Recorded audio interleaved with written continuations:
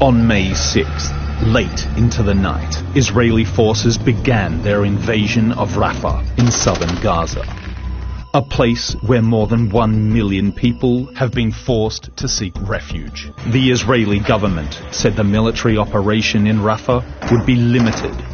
So did the US. Our investigation reveals it is anything but.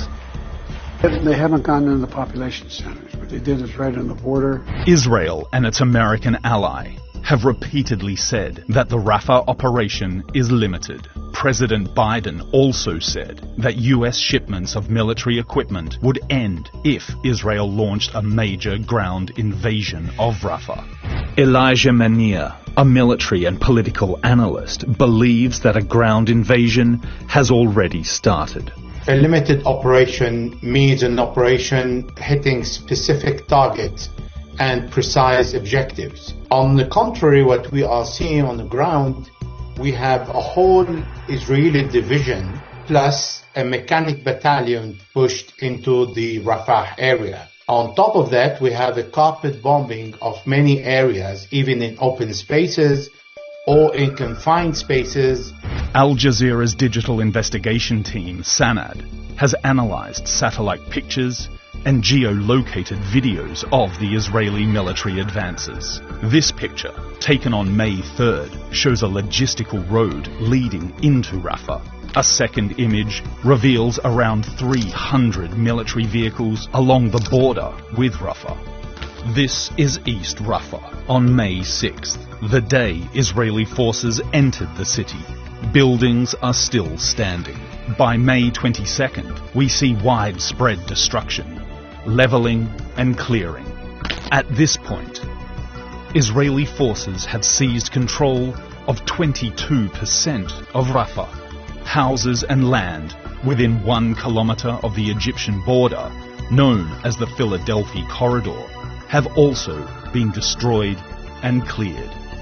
On May 29th, Israeli forces announced that they had completely taken over the Philadelphia Corridor. Hamas turned the Philadelphia route into a central Hamas hotbed of terror. We have now gained operational control over the Philadelphia route in Rafah. So how did the Israeli military do it? They increased the number of brigades operating in Rafah from 2 to 6 in less than 3 weeks. According to analysis of satellite images taken on May 29, 258 vehicles can be seen in Rafah. Compared with Khan Yunis, one of the largest offensive operations in Gaza, Israel began with 4 brigades and ultimately had 8 brigades at the height of its operation. This is what was left of Khan Yunis after 3 months. Manier compares the Rafah operation to what we saw at the start of the war. First is the destruction of the hospitals and medical facilities. The Israeli occupation forces have done that in the north, in the south, and in Rafah. Secondly is indiscriminate killing of civilians. Third is using dump bombs. He's not using precise bombs and intelligent bombs provided by the Americans. And fourth, we've seen how the Israeli army is destroying buildings that have been already evacuated, only to flatten the area and to destroy more infrastructure that will be much harder on the Palestinians to reconstruct. He has done that in the north, in the south, and in Rafah. Israel's military invasion of Rafah has caused so much concern that on May 24th, the International Court of Justice, the UN's top court, ordered Israeli forces to stop because of the immediate risk to civilians. They did not. On May 26th, an Israeli missile struck the Tal al-Sultan camp. Israel said it was aiming for these 2 tents, where they say 2 Hamas officials were hiding. Israel hit the target. The impact of the missile was catastrophic. At least 45 people, many of them women and children, were killed. People seeking refuge here were not given a warning to evacuate ahead of the attack. Israel's Prime Minister, Benjamin Netanyahu, called it a tragic mistake. US media released images of fragments of weaponry believed to have been used in this attack. It suggests the explosive was American-made.